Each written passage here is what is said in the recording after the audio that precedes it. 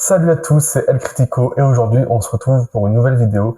Et cette fois-ci, c'est une vidéo qui est assez spéciale parce qu'on va parler du Festival de Cannes qui a eu lieu cette année, en cette année 2025. Voilà, le Festival de Cannes a eu lieu au mois de mai pendant 2 semaines. On a eu voilà des sélections de films en compétition qui ont été diffusés. Et ben pendant ce Festival de Cannes, il y a des films qui ont suscité de très vives réactions. Malgré ben voilà les gros succès qui ont été Sirat et surtout Valeurs sentimentales de Joachim Trier, deux films qui ont complètement fait l'unanimité cette année au Festival de Cannes. Il y en a deux films qui étaient très très attendus et qui ont suscité de nombreuses réactions après leur diffusion, et on peut les considérer comme des échecs ou même des flops, car eh ben, malgré les renoms des réalisateurs, malgré voilà la qualité de production, eh ben ces films-là ont ben vraiment déçu malgré les attentes. Et moi, après avoir enfin vu ces deux films, eh ben je suis tout simplement là pour vous donner mon ressenti et mon avis sur ces deux films. Et on va commencer par le film Eddington de Ari Aster.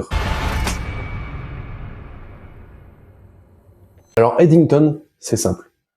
C'est voilà, Ari Aster, c'est quand même un réalisateur qui a beaucoup fait parler de lui ces dernières années, qui a réalisé surtout, ben voilà, les films qu'on retient de lui, c'est Hérédité et Midsommar, qui sont des films qui renouvellent le genre horrifique. Et son dernier film, en date avant celui d'Eddington, eh ben c'était Beau is Afraid avec Joaquin Phoenix, et ben voilà, au casting, en personnage principal, qui n'avait pas fait l'unanimité pour... c'est le premier film ouais, qui fait pas l'unanimité chez lui. Et son deuxième film, eh ben, le fait encore moins parce qu'il s'agit d'Eddington. Eddington, c'est l'histoire d'un shérif qui s'appelle Joe Cross, qui ne s'entend pas avec eh ben, le maire de cette ville d'Eddington, qui est une petite ville, pendant l'ère du Covid. Et le maire est incarné par Pedro Pascal. Il va jouer le personnage du maire Ted Garcia. Et le shérif, eh ben, Joe Cross, il est incarné tout simplement par Joaquin Phoenix, encore une fois qu'on retrouve en premier plan au casting de ce film d'Ari Aster. Et le film, c'est vrai qu'il va déjà poser beaucoup de problèmes. Parce que déjà, ça dure 2h25.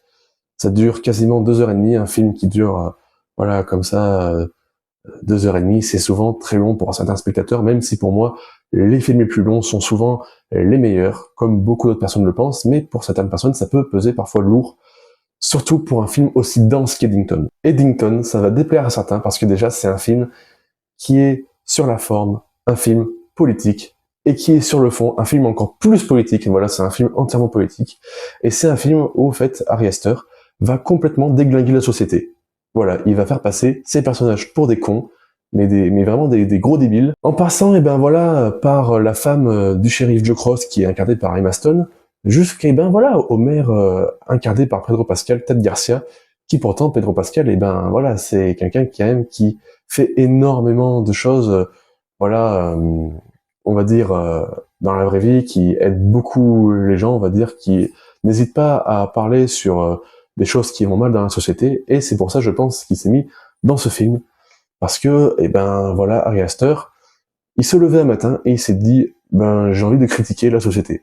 Voilà, j'ai envie d'envoyer des balles perdues à tout le monde, et c'est pour ça que c'est un film de western. Parce que, ben, c'est un film qui envoie des balles perdues à tout le monde. Et franchement, c'est vrai que ce film, voilà, il en a déçu énormément au Festival de Cannes parce que je pense, via voilà on va dire les fans de Ari Aster, il y en a beaucoup qui s'attendaient encore une fois à des Midsommar ou des Hérédité bis, des films d'horreur qui ont une certaine ambiance.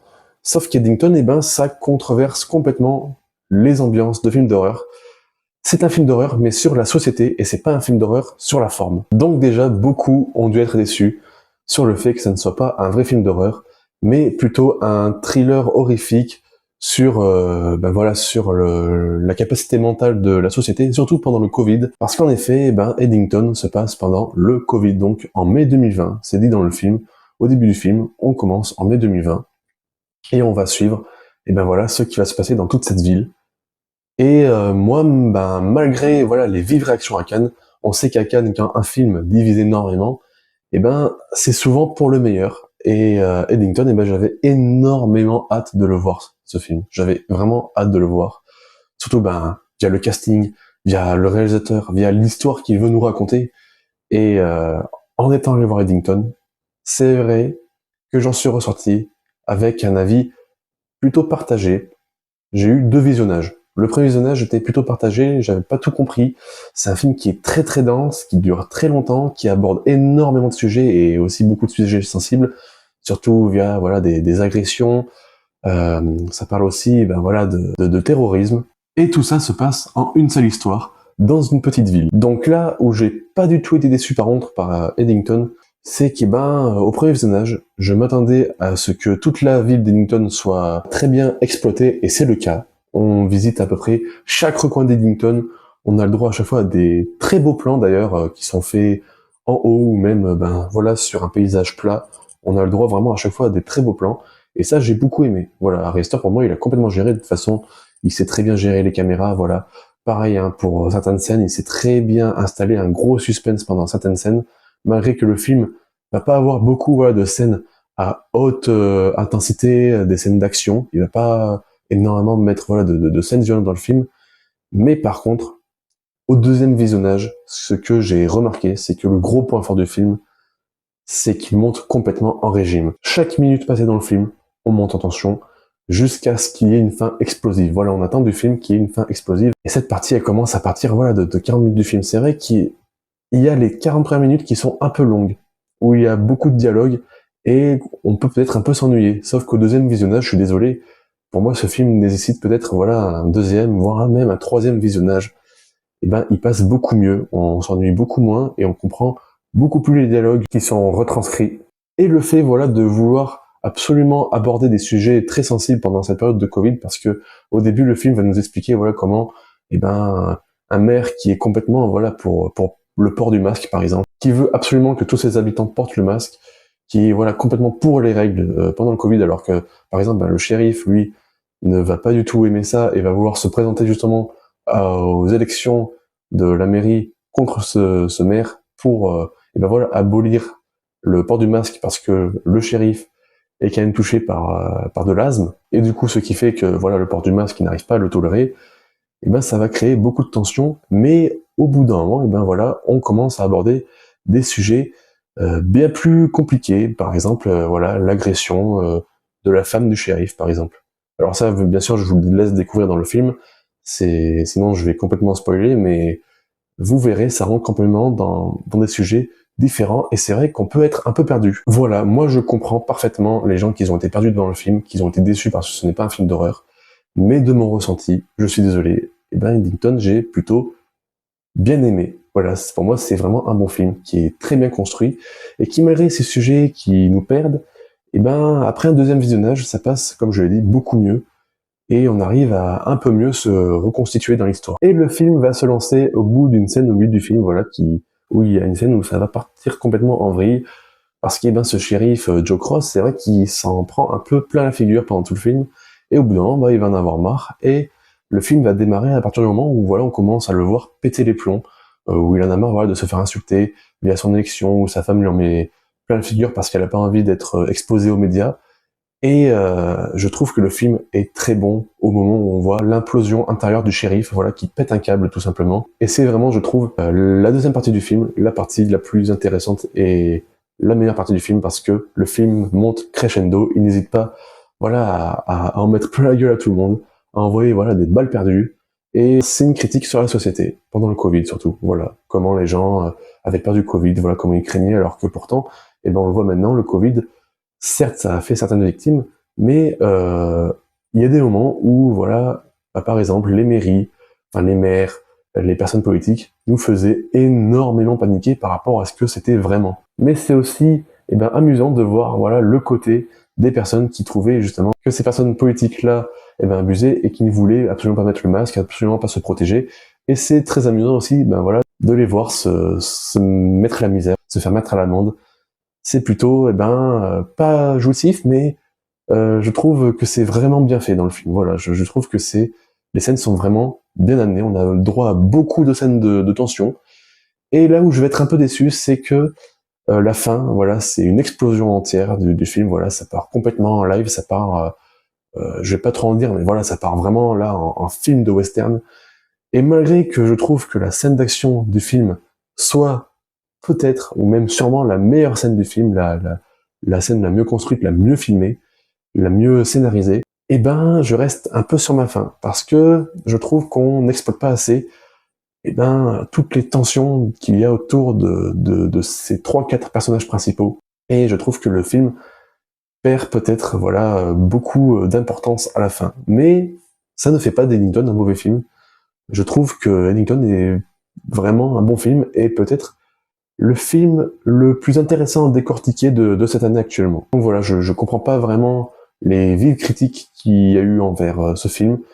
Je peux comprendre que certains n'aient pas aimé, mais dans ce cas, dites, voilà, je n'ai pas aimé, et dites pas que le film, c'est de la merde. Parce que, ben, ça n'est pas de la merde, Eddington, c'est un film qui est vraiment très très intéressant, et que moi, personnellement, j'ai plutôt apprécié. Donc, allez vous faire votre propre avis. Eddington risque de peut-être plus être en salle, parce que le film a été un petit flop, et il a été très mal distribué, donc si vous avez la chance de le rattraper en streaming, ou en VOD, en DVD, ou sur les plateformes de streaming plus tard, eh ben n'hésitez pas, parce que je pense que vous allez pouvoir vous faire votre propre avis, et surtout passer peut-être un bon moment, ou alors un mauvais moment pour les personnes les plus impatientes, et ne vous attendez surtout pas, encore je le redis, à un film d'horreur. Ce n'est pas vraiment un film d'horreur, voilà, enfin c'est pas un film d'horreur où il y aura des screamers, c'est un film d'horreur sur l'ambiance. C'est un film d'horreur sur la société. Ça peut être surtout aussi, voilà, comme moi je l'ai perçu, comme un thriller, mais ça reste, eh ben, pour le final, un film d'horreur horrifique sur la société, et je trouve qu'Ari Aster a réussi son pari. Et on va parler, eh ben là, d'un film qui, malgré Eddington qui divise déjà beaucoup, eh ben ce film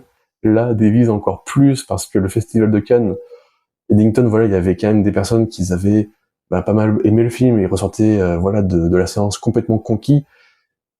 Et pour le coup, le film dont je vais vous parler, eh ben, il a pas du tout conquis les spectateurs. C'était une énorme déception via la réalisatrice, qui a eu quand même une énorme renommée ces dernières années.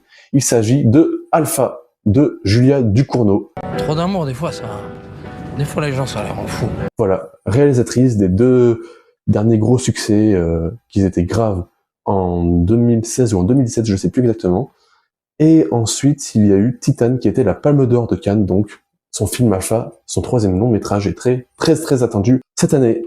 Et au Festival de Cannes, ben, beaucoup de personnes en sont ressorties, et ben, vraiment déçues. Beaucoup de personnes disaient, et ben voilà, que Julia Ducournau avait perdu le fil conducteur de ses films. Elle avait un peu tout perdu, et en ayant vu le film, je vais vous dire quelque chose. Et ben pour moi, pas du tout. Voilà. Pour moi, Alpha est un très bon film, et c'est actuellement l'un des meilleurs films de cette année pour moi. C'est mon point de vue subjectif, et franchement, je peux comprendre d'un autre point de vue, le point de vue de certains qui attendaient encore un film comme Grave, parce que j'ai vu Grave, il y a Titan que j'ai pas vu, voilà, que j'ai complètement oublié de voir, et j'ai pas du tout vu, je suis désolé, je vais essayer de rattraper ça plus tard. Mais alors Grave, je l'ai vu il y a quelques années, et malgré ces scènes de body horror, parce que Grave est plus un film de body horror que Alpha, eh ben c'est pas vraiment un film qui m'a énormément marqué, Grave. Voilà, c'est pas un film qui m'a extrêmement choqué. Il y a une scène que je me souviens en particulier de ce film, c'est quand même une scène avec des ciseaux et un doigt. Je vais pas en dire plus, mais allez voir Grave, vous verrez de quoi je parle. Mais pour Alpha, il y a certes peut-être moins de body horror, c'est ça aussi qui a peut-être déçu les spectateurs. Parce que Titan, je pense que, voilà, ce dont parle le film, je pense qu'il y en a quand même pas mal du body horror. Et ben, Alpha a peut-être moins de body horror, ça a peut-être déçu des spectateurs, mais moi je trouve que le film est d'autant plus intéressant. Il n'a pas besoin de body horror, Alpha. C'est un film qui explique, voilà, la vie d'une jeune fille qui habite avec sa mère, et un jour ils vont devoir, cohabiter avec le frère de la mère d'Alpha, donc son oncle Alpha, qui est joué par Taraim. Et Taraim, déjà pour commencer, bravo. Bravo Taraim, grosse performance à l'écran. L'année dernière déjà avec Aznavour, pour moi il méritait peut-être voilà, le César du meilleur acteur. Et cette année, on le voit moins dans Alpha que dans Aznavour forcément, mais toutes les fois où il apparaît à l'écran, son personnage il est assez indescriptible. Voilà, on sait jamais ce qui va se passer, il est imprévisible son personnage, et il le joue parfaitement bien. Très franchement, l'actrice qui joue Alpha, Melissa Boros aussi, nickel. L'une des meilleures performances d'acting que j'ai vues cette année dans un film. Elle est vraiment nickel, cette petite. Et j'espère qu'elle va percer grâce à ce film, malgré, voilà, les déceptions, et le film, comment il divise, quoi. J'espère vraiment qu'elle va réussir à avoir des prochains gros rôles au cinéma parce qu'elle le mérite. Et c'est pareil pour Madame Farahani parce qu'elle joue aussi très très bien. Enfin, tous les acteurs de ce film. Voilà, il y a aussi des acteurs qui piquent une tête. Par exemple, je retiens Finnegan Oldfield et Emma Mackey, hein, que j'avais oublié de citer, qui jouent aussi très très bien. Surtout Oldfield qui joue un professeur. Il y a une scène avec un professeur d'anglais qui est joué par cet acteur Finnegan Oldfield, qui est vraiment poignante, qui est pour moi l'une des meilleures scènes du film. Voilà, à la fin, en fait, toute la première heure, toute la première partie du film, on va être sur un film de type dramatique, où l'histoire est prenante, j'ai été vraiment pris, et franchement, le film donne vraiment envie de chialer par moments. Ça a complètement marché sur moi. Je suis désolé, mais cette partie-là, où elle est vraiment, cette partie du film vraiment dramatique, je la trouve vraiment géniale. Franchement, j'étais pris.